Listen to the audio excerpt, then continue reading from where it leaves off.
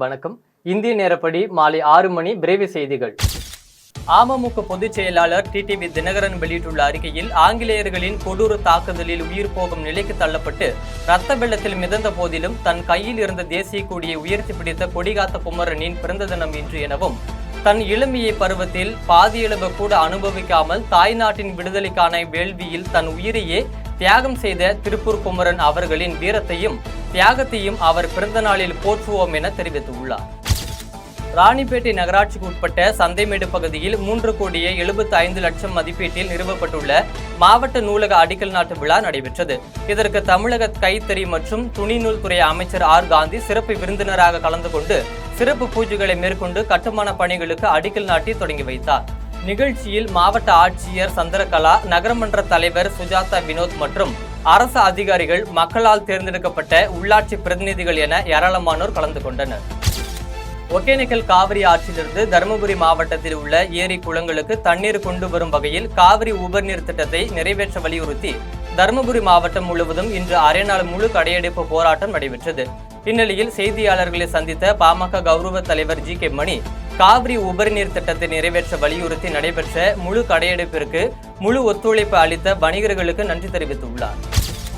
சேலம் மாவட்டம் தலைவாசல் அருகே உள்ள கூட்ரோடு பகுதியில் மிகப்பெரிய கால்நடை பூங்கா மற்றும் கால்நடை மருத்துவக் கல்லூரி அமைக்கப்பட்டு சேலத்திலிருந்து தனி குழாய்கள் மூலம் காவிரி குடிநீர் விநியோகம் செய்யப்பட்டு பயன்பாட்டிற்கு வராமல் இருந்த நிலையில் தண்ணீரை உளுந்தூர்பேட்டையில் அமைய உள்ள சிப்காட் வளாகத்திற்கு குழாய்கள் மூலம் எடுத்துச் செல்ல ஒப்பந்தம் விடப்பட்டிருப்பதாக கூறப்படுகிறது. இது குறித்து அதிமுக சட்டமன்ற உறுப்பினர்கள் செய்தியாளர்களை சந்தித்து திட்டத்தை அரசு கைவிடவில்லை என்றால் போராட்டத்தில் ஈடுபட போவதாக தெரிவித்தனர். இது தனிப்பட்ட நீரை நாங்க யாருமே நாங்க கேட்கல. அது இந்த கால்நடை ஆரத்துக்காக போகட்டும். அங்க இருக்கிற கால்நடை தீவனமாக இருக்கு.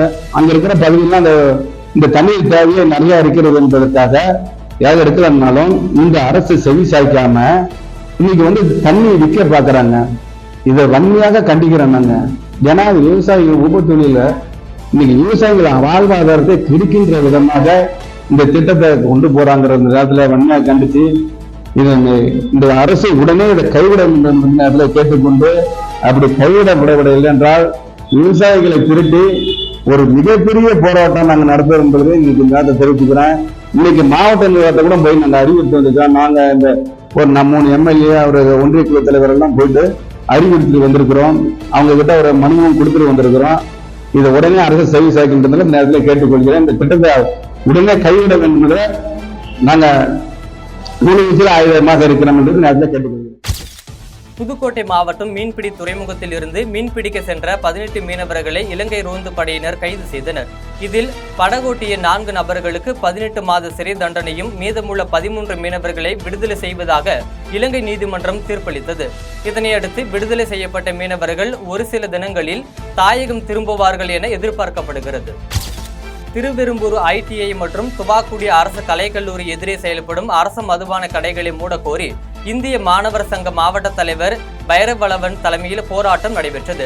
இந்திய மாணவர் சங்கம் சார்பில் நடைபெற்ற இந்த சாலை மறியல் போராட்டத்தில் ஒருவர் மாலை அணிவித்து பிணம் போல படுத்துக் கொண்டதால் பரபரப்பு ஏற்பட்டது. இதையடுத்து போராட்டத்தில் ஈடுபட்டவர்களை போலீசார் கைது செய்தனர்.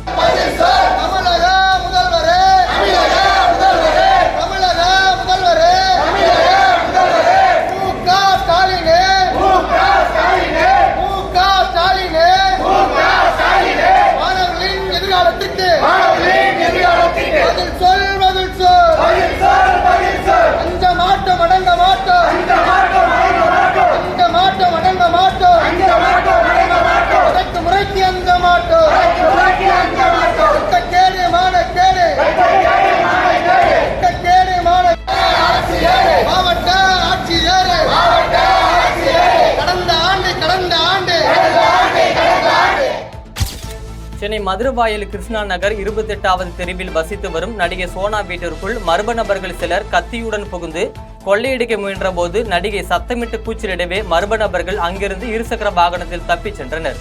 மேலும் இது குறித்து தகவல் அறிந்து வந்த போலீசார் விசாரணை மேற்கொண்டு வருகின்றனர்.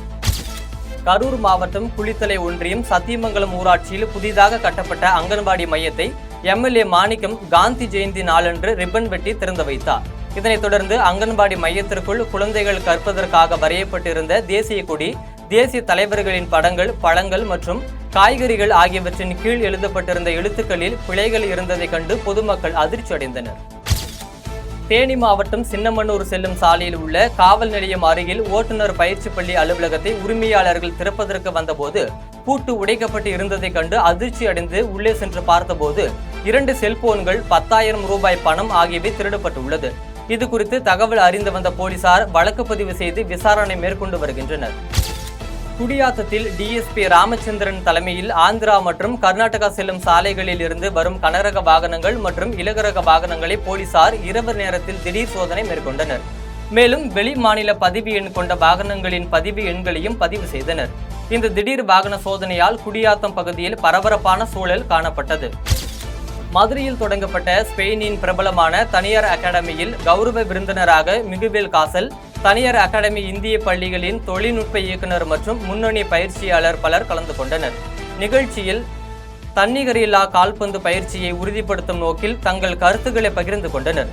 விழாவின் முக்கிய அம்சமாக அகாடமி பயிற்சியாளர்களின் மேற்பார்வையில் மாணவர்களுக்கு மைதானத்தில் விளையாட்டு பயிற்சி வழங்கப்பட்டது. செங்கல்பட்டு மாவட்டம் கொங்கரை மாம்பாட்டு கிராமத்தைச் சேர்ந்த பஞ்சாட்சர அம்மாள் என்பவரை அப்பகுதியில் உள்ள தெருநாய்கள் கடித்துள்ளது. இது குறித்து செங்கல்பட்டு மாவட்ட ஆட்சியர் அலுவலகத்தில் மனு அளித்ததை அடுத்து ஆட்சியர் தெருநாய்களை பிடிக்க உத்தரவிட்டார். ஆனால் இந்நாள் வரை சோத்துப்பாக்கம் பகுதியில் உள்ள தெருநாய்களை அதிகாரிகள் பிடிக்கவில்லை என கூறி சென்னை திருச்சி தேசிய நெடுஞ்சாலையில் தெருநாய்களை பிடிக்க வேண்டும் என பதாகை ஏந்தி போராட்டத்தில் ஈடுபட்டனர். இது குறித்து தகவல் அறிந்து வந்த மேல்மருவத்தூர் போலீசார் மூதாட்டியை சமரசம் செய்தனர்.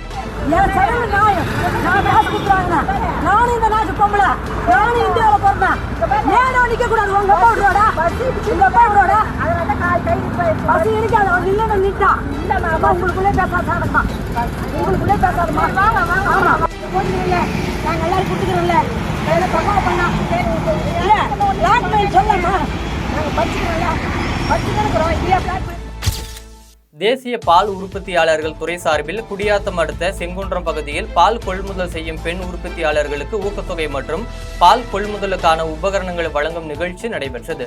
நிகழ்ச்சியில் பால் உற்பத்தியாளர் சங்கத்தின் ஒருங்கிணைப்பாளர் பாலாஜி தலைமை தாங்கினார்.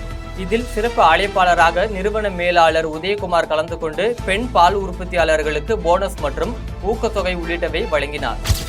கோவையில் மாணவ மாணவிகளின் கலை மற்றும் இலக்கிய திறன்களை ஊக்குவிக்கும் விதமாக தமிழ்நாடு கலை இலக்கிய பெருமன்றம் தனியார் கலை அறிவியல் கல்லூரி தமிழ் துறையும் இணைந்து நடைபெற்ற போட்டியில் கவிதை, பேச்சு உள்ளிட்ட போட்டிகளும் ஓரல் நாடகமும் நடைபெற்றது.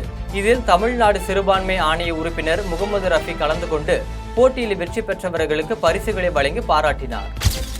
உதகை அருகே செயல்பட்டு வரும் தனியார் ஆதரவற்றோர் இல்லத்தில் உள்ள முதியவர்கள் அடித்து துன்புறுத்துவதாகவும் அவர்கள் சொத்துக்களை அபகரிப்பதாகவும் புகார்கள் எழுந்தன. இது குறித்து தகவல் அறிந்த மாவட்ட ஆட்சியர் குழு ஒன்றை நியமித்தார்.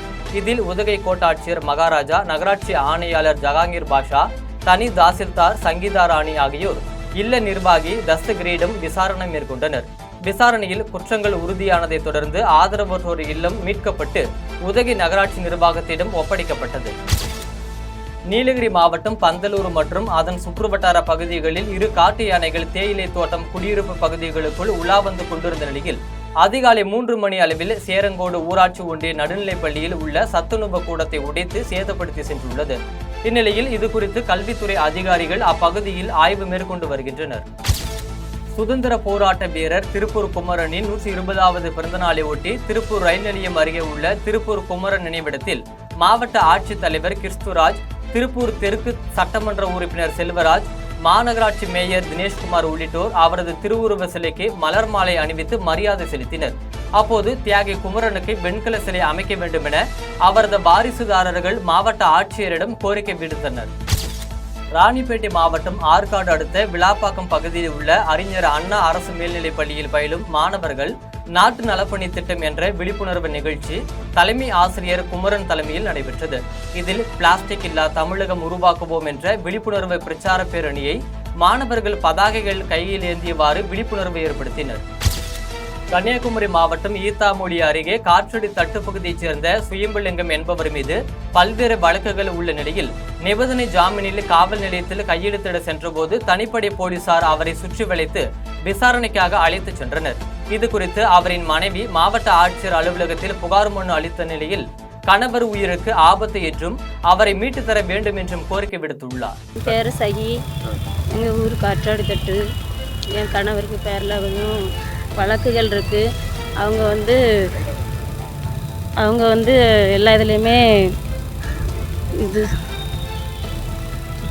வழக்குகள் இருக்குது. அதில் அவங்க எல்லா இதுலேயுமே ஆஜராகிட்டு தான் இருக்காங்க. ஒரு மாதத்துக்கு முன்னாடி சும்மா வீட்டில் இருந்தவங்கள பிடிச்சி ஒரு போய் கேஸ் போட்டாங்க.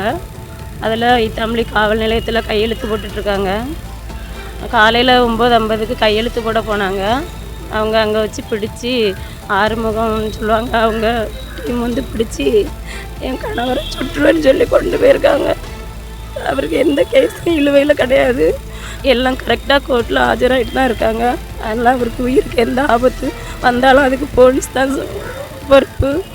அவருக்கு எந்த ஆபத்தும் இல்லாமல் நீங்கள் தான் மீட்டு தரணும். திருவண்ணாமலை மாவட்டம் அண்ணாமலையார் கோவிலில் ஆந்திர மாநிலம் ஆனந்திபூர் மற்றும் தர்மாவரம் நகரைச் சேர்ந்த 50 பேர் கொண்ட குழுவினர் கிரிவலம் சென்றனர்.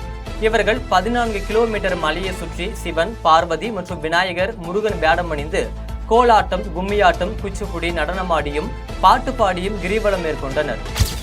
திருச்சியில் மார்பக புற்றுநோய் குறித்த விழிப்புணர்வு தனியார் மருத்துவமனை சார்பில் வரும் 6ஆம் தேதி மாரத்தான் போட்டி நடைபெற உள்ள நிலையில் இது குறித்து மருத்துவர்கள் செய்தியாளர்களை சந்தித்து பேசியதில் அக்டோபர் மாதம் முழுவதும் பிங்க் அக்டோபர் என்ற பெயரில் பல்வேறு விழிப்புணர்வு நடத்தப்பட்டு வருவதாக தெரிவித்தனர்.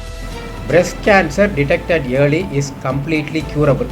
இந்த மெசேஜை சொல்கிறதுக்காக தான் இந்த விழிப்புணர்வு ஓட்டம், விழிப்புணர்வு ஆன ப்ரோக்ராம் எல்லாமே பண்ணுறோம்.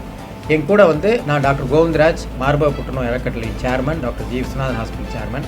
எனக்கு வலது பக்கம் டாக்டர் ஜவஹர் இருக்கார், மார்பக புற்றுநோய் அறக்கட்டளையின் ஒரு வைஸ் பிரசிடெண்ட். எனது இடது பக்கம் டாக்டர் கேஎன் ஸ்ரீனிவாசன், இவர் நம்ம மார்பக புற்றுநோய் அறக்கட்டளையின் செக்ரட்டரி. இந்த ப்ரோக்ராமுக்கு இந்த மெசேஜ் எல்லாருக்கும் சொல்கிறது, இதில் பார்ட்டிசிபேட் பண்ணுங்கள். ஃபன்ரனில் 16 வயதுக்கு உள்பட்டவங்களுக்கு எல்லாருக்கும் ஃப்ரீ அட்மிஷன், அதாவது ஃப்ரீ ரெஜிஸ்ட்ரேஷன்.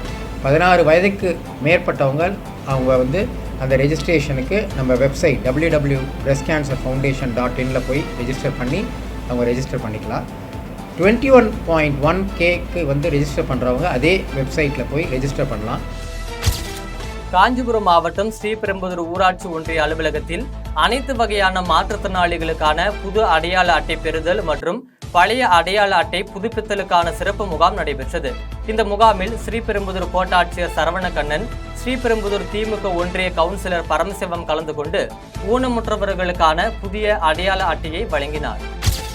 தஞ்சாவூர் மாவட்டம் கும்பகோணம் காந்தி பூங்கா முன்பு ஆட்டோ, கார், வேன் மற்றும் சரக்கு வாகனங்கள் மீது ஆன்லைன் அபராதம் விதிக்கும் முறையை கைவிட வேண்டும் உள்ளிட்ட கோரிக்கைகளை வலியுறுத்தி ஆட்டோ ஓட்டுநர்கள் மாநகர தலைவர் சங்கர் தலைமையில் மாநிலம் தழுவிய ஆர்ப்பாட்டத்தில் ஈடுபட்டனர்.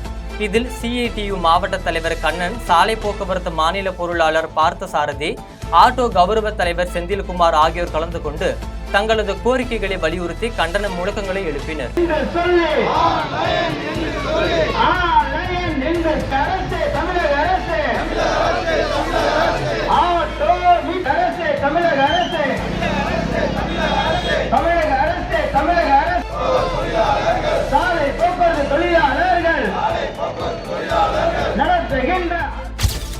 திருவண்ணாமலை மாவட்டம் கீழ்பெண்ணாத்தூரில் அதிமுக பேரூராட்சி மற்றும் வடக்கு ஒன்றிய கழகம் சார்பில் கழக செயல் வீரர்கள், வீராங்கனைகள் ஆலோசனை கூட்டம் வடக்கு ஒன்றிய செயலாளர் தொப்பலான் மற்றும் நகர செயலாளர் முருகன் தலைமையில் நடைபெற்றது. இதில் அதிமுக திருவண்ணாமலை கிழக்கு மாவட்ட செயலாளர் மற்றும் முன்னாள் அமைச்சருமான எஸ். ராமச்சந்திரன் மற்றும் கழக அமைப்பு செயலாளரும் முன்னாள் அமைச்சருமான ப. மோகன் கலந்து கொண்டு சிறப்புரையாற்றினார். சென்னை தெற்கு மாவட்டம் சென்னை பெருநகர மாநகராட்சி 185வது வார்டு மாமன்ற உறுப்பினர் சர்மிளா தேவி திவாகர், வட்ட செயலாளர் திவாகர் ஆகியோர் ஏற்பாட்டில் உள்ளகரம் பகுதியில் உள்ள தனியார் பள்ளியில் சிறப்பு ஆதார் முகாம் நடைபெற்றது. முகாமில் பெயர் மாற்றம், கைபேசி எண், பிறந்த தேதி, முகவரி மாற்றம் மற்றும் புதிய ஆதார் குறித்த சேவைகள் மேற்கொள்ளப்பட்டன. மேலும் இன்றும் நாளையும் நடைபெறும் இந்த முகாமில் அனைவரும் பயன்பெற வேண்டும் என மாமன்ற உறுப்பினர் கேட்டுக்கொண்டுள்ளார். தஞ்சாவூர் மாவட்டம் கும்பகோணம் அருகே உள்ள உப்பிலியப்பன் திருக்கோவிலில் கொடியேற்ற விழா வெகு விமர்சையாக நடைபெற்றது. 10 நாட்கள் நடைபெறும் திருவிழாவின் முதல் நாளில் வெள்ளி பல்லக்கில் பூதேவி சமேத உப்பிலியப்பன் உற்சவம் நடைபெற்றது. இதில் பெருந்திரளான பக்தர்களை கலந்து கொண்டு வெங்கடாஜலபதியை மனமுருக வழிபாடு செய்தனர். இத்துடன் ஜெம் செய்திகள் நிறைவடைகின்றன. மீண்டும் செய்திகள் இன்று இரவு 8:30 மணிக்கு. செய்திகளை உடனுக்குடன் தெரிந்து கொள்ள GemLive.tv என்ற இணையதளத்தில் இணைந்திருங்கள். நன்றி, வணக்கம்.